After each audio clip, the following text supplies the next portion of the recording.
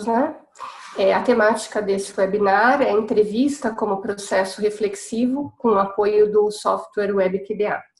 Eu sou a professora Kátia Godoy, faço parte de duas instituições aqui no Brasil, a Faculdade Unigran Capital e a Universidade Anhanguera de São Paulo. Então, eu vou tratar um pouquinho, nesse webinar, especificamente sobre algumas questões, né, a parte metodológica, né, uma parte da metodologia da minha pesquisa de pós-doutorado, né? Então, qual que foi o objetivo, né, dessa apresentação, né? Apresentar mesmo o processo da entrevista como processo reflexivo, como uma estratégia metodológica em pesquisas qualitativas, né? A partir de algumas perspectivas de organização e também de análise e com o apoio, né, do software WebQDA. Então, para que vocês possam entender, eu organizei em 7 etapas, né, esse processo, né? O primeiro é para a gente compreender de fato do que se trata, né, essa entrevista reflexiva. Em seguida, como eu iniciei essa organização das entrevistas reflexivas no WebQDA, como eu inseri essas entrevistas nas fontes, e quais foram os itens, né, que eu usei nas fontes, como eu elaborei as codificações, como eu fiz o questionamento, né, por meio do WebQDA, e alguns encaminhamentos, né, de interpretação dos resultados, e também uma reflexão sobre esse processo da entrevista reflexiva. Então, a primeira parte é para que vocês possam entender, né, compreender do que se trata essa entrevista reflexiva. Então, eu venho utilizando uma autora, né, essa autora é da PUC de São Paulo, do programa de pós-graduação, e ela usa nos trabalhos dela a entrevista reflexiva nas estratégias metodológicas, né, da pesquisa dela, em projetos, em orientações de pesquisa, e eu venho pesquisando mais sobre essa temática. Ela usa na psicologia e eu venho utilizando, né, e pesquisando sobre a entrevista reflexiva na área da educação e também do design, de metodologias de design, né? Então, como eu já expliquei anteriormente, isso faz parte, né, do meu estudo do pós-doutorado, que terminei em 2016. Então, essa estratégia de entrevista reflexiva, ela busca evidenciar, né, a intencionalidade e também a interação social, né? Então, esse é um ponto forte nessa entrevista e busca, né, sempre a horizontalidade nas relações, né, entre todos os participantes desse processo, né? Ou seja, essa horizontalidade, eu me coloco, né, como pesquisadora e assim como os meus entrevistados se colocaram, né? Então, nós buscamos uma horizontalidade nessas relações. Então, da mesma forma, né, que quem entrevista tem, né, e busca informações, beijinho, tchau. Quem é entrevistado também está processando assim um conjunto, né, de conhecimentos e também de preconceitos, né, sobre o interlocutor e organizando as suas respostas, né, para que esse processo se desenvolva, para que essa entrevista aconteça de fato, né? Então, esse tipo de entrevista reflexiva inclui, né, a subjetividade desses protagonistas, né, tanto do entrevistador quanto do entrevistado, e a reflexão sobre a fala de ambos, né, tanto, como eu falei, né, como os entrevistadores que elaboram as perguntas, né, como eu elaborei para os meus pesquisados, né, no caso eram professores, pesquisadores, e no decorrer dessa entrevista, eles expressam, né, suas compreensões aos entrevistados, ou seja, eu vou explicando e as minhas compreensões no decorrer desse processo da entrevista reflexiva. Eu vou dando uma devolutiva para eles. Como uma produção de narrativa, né, elaborada por nós, né, pelos entrevistados e pela entrevistadora. Daí, finalmente, juntos, nós vamos construir um novo conhecimento, né? Numa condição sempre de horizontalidade. Então, nesse processo, né, da entrevista reflexiva, sugere-se 2 momentos. Claro, né, dependendo do desenho dessa pesquisa, isso pode modificar e pode acontecer em outros momentos também. Então, para que vocês entendam também como foi esse primeiro momento, eu usei, na verdade, 2 momentos, né, na minha pesquisa. Então, um primeiro momento, ele vai se resumir assim: as apresentações, né? Em seguida, né, a exposição dos objetivos da pesquisa de forma clara, para que todos se sintam à vontade, né? E daí, logo em seguida, né, a apresentação desses objetivos, um convite, né, para que esses entrevistados participem, né? E se de fato eles estão de acordo com esse convite, com essa temática da pesquisa. Então, após essa apresentação, a gente recomenda que tenha os autores, né, a autora, né, a Zimanski, que eu utilizo, que tenha um aquecimento, né, para o estabelecimento, assim, de um clima mais informal entre o entrevistador e os entrevistados. E, logo em seguida, a formulação de uma questão desencadeadora, né, e a partir daí, nós, entrevistadores, né, nós procuramos expressar a compreensão do discurso desse entrevistado. E de tempos em tempos, nós vamos oferecendo sínteses, né, aos nossos entrevistados sobre os pontos principais desse discurso, dessa narrativa que eles estão construindo. Então, o entrevistador, ele pode, né, elaborar questões, né, no decorrer da entrevista, no sentido de buscar esclarecimentos, né, assim como tem alguma dúvida, eu retomo com o meu entrevistado, né, e também, assim, o intuito de focalizar o discurso. Às vezes, sai bastante um pouco da temática, então o pesquisador retoma novamente a questão, né, que está em pauta, e também no sentido de aprofundar algumas questões, né? Então, se eu tenho dúvidas, ou se eu quero de fato aprofundar algum ponto, eu também tenho um momento para fazer esse aprofundamento. Bem, e daí o segundo momento, né, ele trata-se assim da devolutiva para esses entrevistados, né? Então, normalmente é agendado, né, essa devolutiva após a transcrição e também uma pré-elaboração de uma análise, né? Então, eu já tenho uma construção aí de dados do primeiro momento dessa entrevista, né? Então, e a partir daí, eu disponibilizo tudo isso nessas transcrições, uma pré-análise. Então, e às vezes, por vezes, né, e é importante que isso aconteça, que eles podem, nesse momento, concordar, discordar e até mesmo acrescentar algum dado novo, né? Isso aconteceu com 2 dos meus participantes, né? Uma quis fazer alterações pontuais no texto, né? Que ela, no discurso dela, na narrativa, e o outro retirou também alguns aspectos que naquele momento ele considerou que que não deveria permanecer, né? Então, isso é um procedimento que se faz na devolutiva.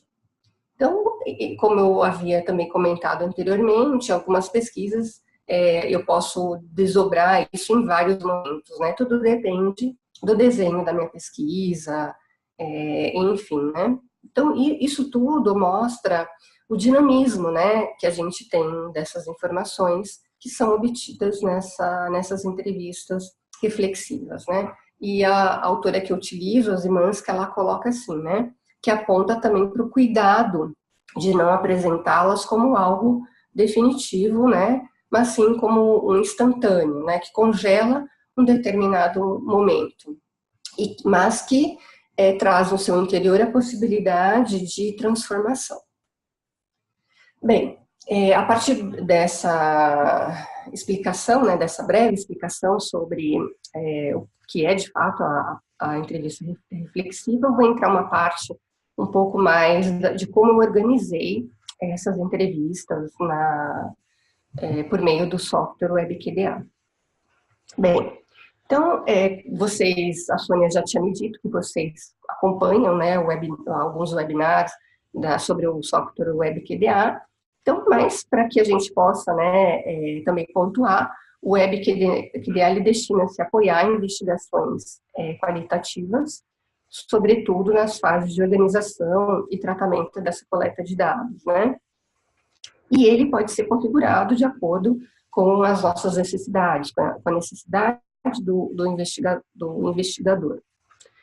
Bem, e os elementos que nos auxiliam nessa organização, nós temos 3 sistemas, né? A fonte, a codificação e o questionamento. E também temos a parte da gestão, mas eu vou me ater à fonte, à codificação e ao questionamento. Então, é importante, né, que nós, pesquisadores, né, possamos organizar previamente, né, no caso da entrevista reflexiva, as nossas transcrições, né, assim como as nossas dimensões de análise, e também as nossas anotações, que isso é algo importante e que a gente vai conversar daqui para frente, né, sobre as anotações do pesquisador. Bem, então aí o software, né, eu fiz um recorte da tela para que vocês possam entender, fontes, codificação, questionamento e a parte de gestão. Bem, e agora eu vou tratar um pouquinho sobre a questão da inserção das fontes. Como que eu organizei a inserção das fontes na minha pesquisa. Então, essa inserção das fontes, né, dos dados que nós temos a primeira etapa, né, do pesquisador no WebQDA, seja texto, imagem, vídeo, áudio, enfim. Eu priorizei a parte textual da minha pesquisa, né? Eu tinha vídeos, mas eu preferi pontuar e organizar na parte de texto, né? Fiz toda a transcrição detalhadamente e foquei a parte do texto que eu vou explicar para vocês, né? Bem, e daí, como que eu fiz, né, nessa parte das fontes? Eu usei, né, no meu caso específico, as fontes internas e também as notas, né? Então, e por que eu fui utilizando isso, né? Eu usei as fontes internas para trazer todas as transcrições das entrevistas reflexivas, né? Tanto com as falas dos entrevistados quanto a minha fala também.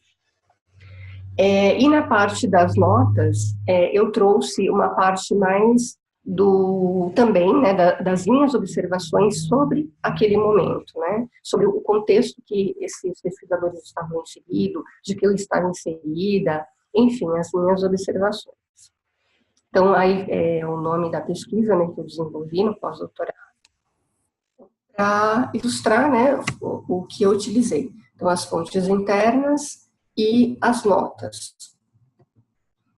Eu tinha, né, como participante 4 professores, pesquisadores que eu entrevistei, então eu organizei ali nas fontes internas, né, e coloquei, né, como para que eu identificasse transcrição, entrevista, P1 significa o professor pesquisador 1 e assim para todos os outros professores. Bem, então esse processo de transcrição, né, é importante que a gente entenda que é um processo também, é um momento que se inicia também a nossa análise, né, a gente começa a fazer toda a parte de leitura, né, e se debruçar sobre esses dados, né. Então, ao transcrever, a gente revive a cena da entrevista, né. E esse momento de interação são momentos que são relembrados nesse momento da transcrição. Cada reencontro também com a fala do entrevistado, né? Então é um momento importante dessa transcrição, né? Então, no meu caso também, eu optei por eu mesma fazer a transcrição. Então, o texto de referência ele pode incluir, né, e deve incluir, como a Szymanski coloca, né, as impressões, as percepções e também os sentimentos do pesquisador, né. Então, na parte da transcrição, eu fui relatando tudo isso, né, durante a minha entrevista e também no processo da transcrição.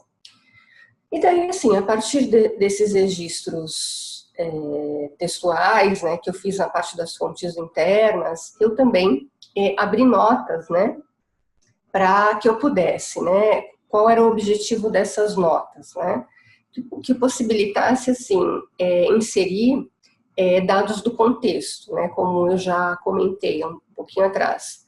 Nesse caso específico, de cada entrevista, contexto de cada entrevista, né. Acrescentei também observações, inferências, também coloquei alguma fundamentação teórica que propiciasse, naquele momento, a minha análise. Aqui para que vocês tenham uma ideia, né, além, eu mostrei uma imagem das transcrições e agora eu estou mostrando a parte das notas, né, que eu fiz para cada professor, pesquisador que eu entrevistei. Então, foram 4 notas. Então, também, e por que essas notas, né? Porque as notas, eu posso, né, eu posso codificar essas notas, eu posso também recodificar, eu posso classificar e eu posso associar a um documento. Então, essas notas, elas foram associadas a cada entrevista que eu fiz com um professor. Então, a nota sobre a entrevista com o professor número 1, eu associei a transcrição que eu fiz naquele momento da entrevista com o professor 1 também, né? Então, essa que é a função da nota, né? Para esse instrumento de produção de dados, né? É muito importante, né? Bem, então agora eu passo para a parte de elaboração das minhas codificações, né? Então, depois que a gente faz toda a organização nas fontes que eu elaborei, né? Fontes internas e notas, eu passei para a parte da codificação. Então, essa parte, né, ela vai exigir também, né, uma leitura muito atenta e muito mais cuidadosa, né, do que a inicial. Não que a primeira não seja importante, mas nessa parte é uma parte que a gente começa a definir, né, as categorias que elas podem ser, né, e isso também depende do referencial teórico que a gente está utilizando. Se eu vou criar temáticas, dimensões, indicadores, categorias, enfim. Então, essas temáticas, elas podem ser descritivas, né, e também interpretativas. E nesse caso, né, no meu caso, os sistemas de categoria, eles podem ser definidos, né, desculpe, né, nesse momento, né, o sistema de categoria, ele também pode ser definido como categorias a priori, com base nas questões de investigação, nos objetivos da pesquisa, ou categorias emergentes, né, com códigos, categorias que emergem da leitura dessas entrevistas de forma dinâmica e também flexível. Então, para a elaboração dessa codificação, eu optei por temáticas, né? Eu discuti isso em formas de temáticas.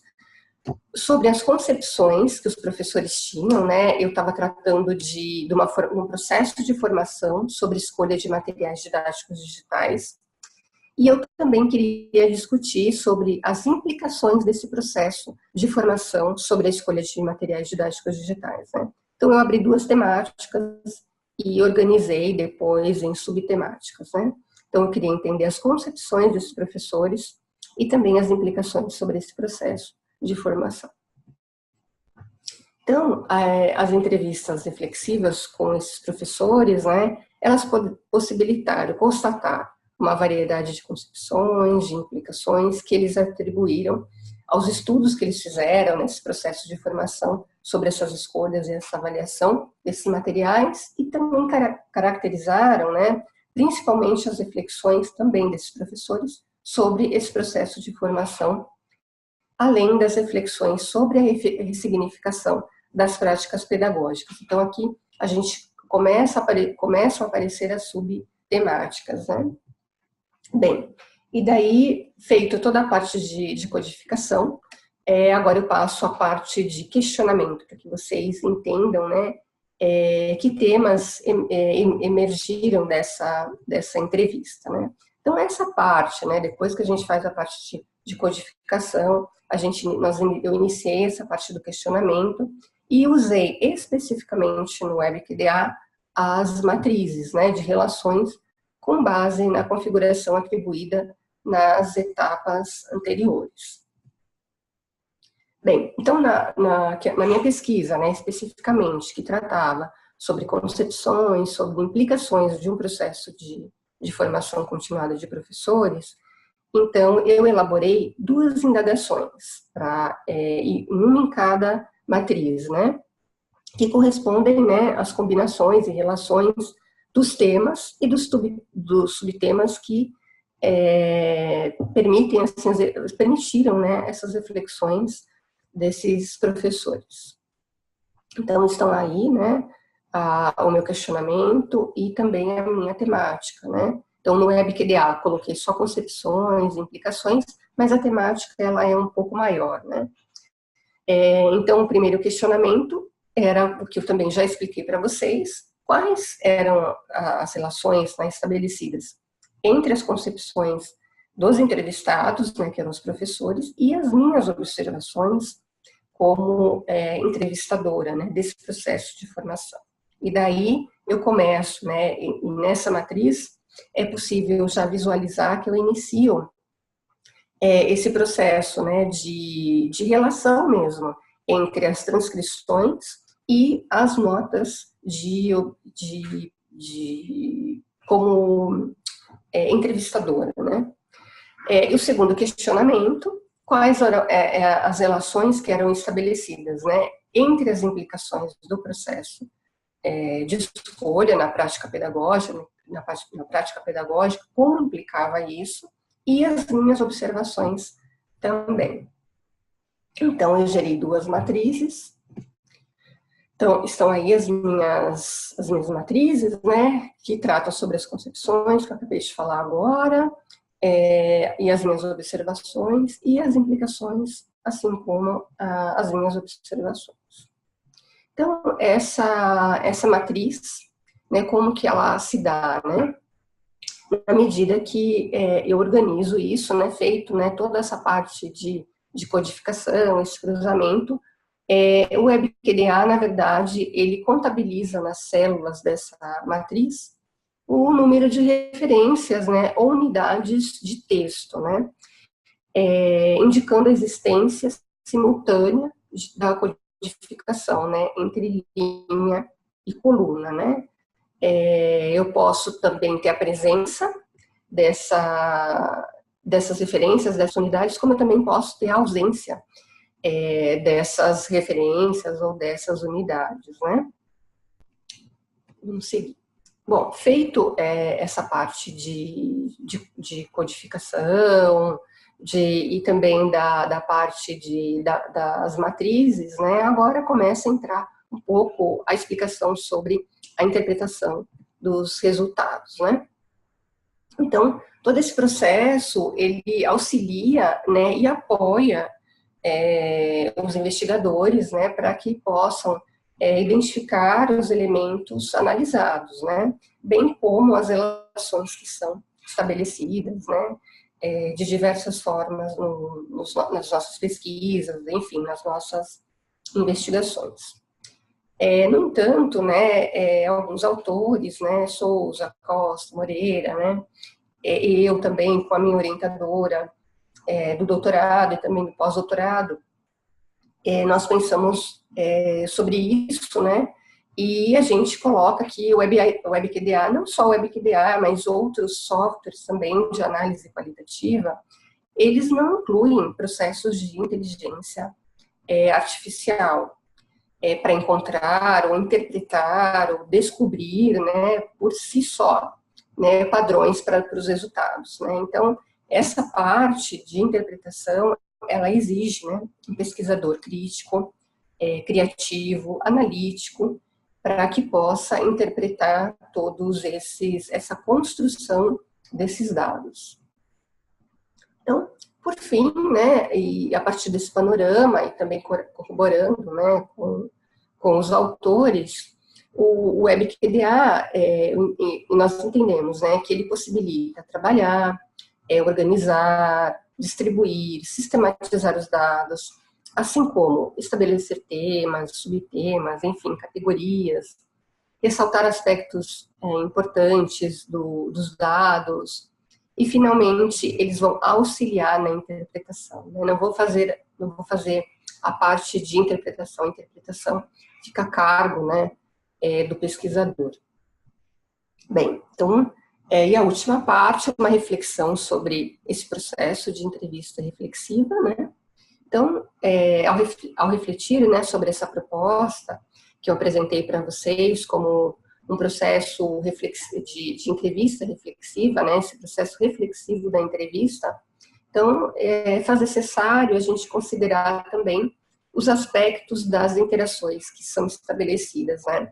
Isso é muito importante entre o entrevistador e entre os entrevistados, né, nessa modalidade, né, de entrevista, no sentido de dimensionar os dados que são construídos, né, entre os sujeitos e situá-los dentro de um determinado contexto. Isso também é importante, né? Então, eu não tiro nada do contexto, ou seja, o contexto, de fato, faz parte, né, da minha pesquisa, as minhas observações, meus sentimentos, assim como dos meus entrevistados. Então, todos esses aspectos, né, eles podem revelar aí possibilidades, né, na compreensão dos fenômenos, né, de investigação.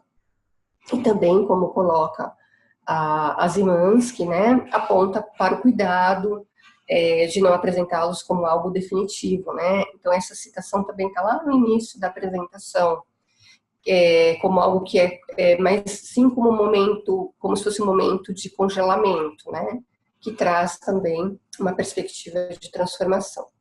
Então, por esse motivo, né, ao socializar toda essa proposta com esses entrevistados, não se tem a pretensão de definir um caminho rígido, né? São apenas alguns direcionamentos e como eu fui organizando, baseado em alguns estudos, que foi os estudos da Szymanski, né? Então, a intenção também deste webinar é oferecer, assim, orientações no sentido que possa facilitar o trabalho dos investigadores, né, de nós pesquisadores, vislumbrando, né, a capacidade analítica, crítica e também reflexiva. Então, eu apresento as referências que foram utilizadas, né, nessa apresentação e termino agradecendo a todos, né, por esse momento. E agradeço também toda a equipe do WebQDA, né, pelo apoio aí constante. Muito obrigada.